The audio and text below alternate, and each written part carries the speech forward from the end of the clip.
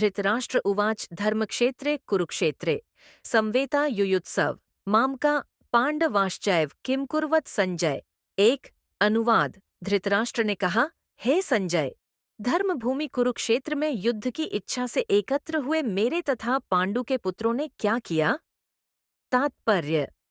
भगवद गीता एक बहुपठित आस्तिक विज्ञान है जो गीता महात्म्य में सार रूप में दिया हुआ है।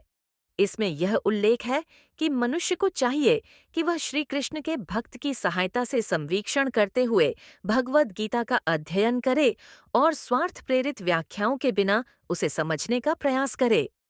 अर्जुन ने जिस प्रकार से साक्षात भगवान कृष्ण से गीता सुनी और उसका उपदेश ग्रहण किया, इस प्रकार की स्पष्ट अनुभूति का उदाहरण भगवद गीता में ही है। यदि उसी गुरु परंपरा से निजी स्वार्थ से प्रेरित हुए बिना किसी को भगवद गीता समझने का सौभाग्य प्राप्त हो, तो वह समस्त वैदिक ज्ञान तथा विश्व के समस्त शास्त्रों के अध्ययन को पीछे छोड़ देता है।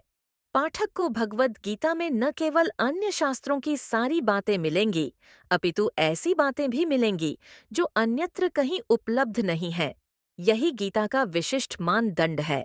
स्वयं भगवान श्री कृष्ण द्वारा साक्षात उच्चरित होने के कारण यह पूर्ण आस्तिक विज्ञान है।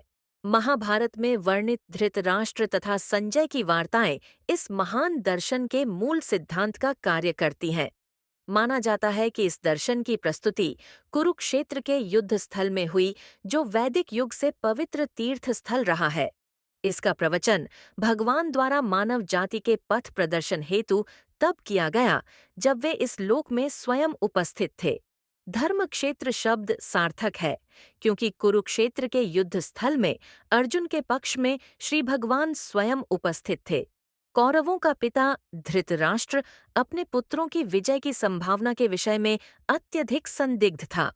अतः इसी संदेह के कारण उसने अपने सचिव से पूछा, उन्होंने क्या किया?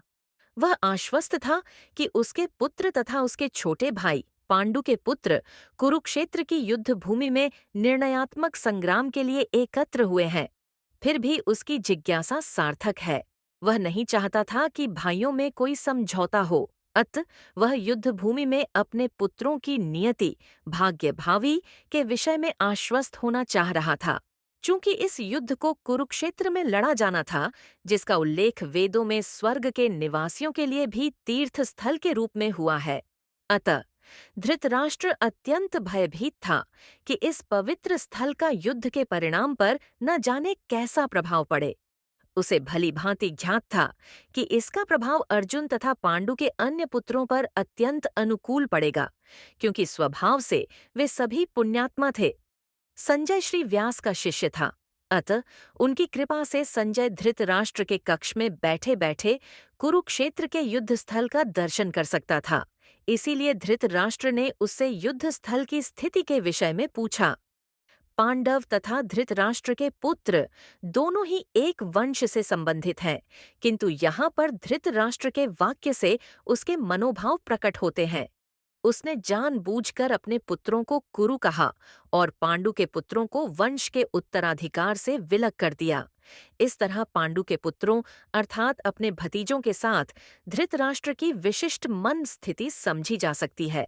जिस प्रकार धान के खेत से अवांछित पौधों को उखाड़ दिया जाता है, उसी प्रकार इस कथा के आरंभ से ही ऐसी आशा की जाती है कि जहाँ धर्म के पिता श्री कृष्ण उपस्थित हों, वहाँ कुरुक्षेत्र रूपी खेत में दुर्योधन आदि धृतराष्ट्र के पुत्र रूपी अवांछित पौधों को समूल नष्ट करके युधिष्ठिर आदि नितांत धार्मिक पुरुषों की स्थापना की जाएगी।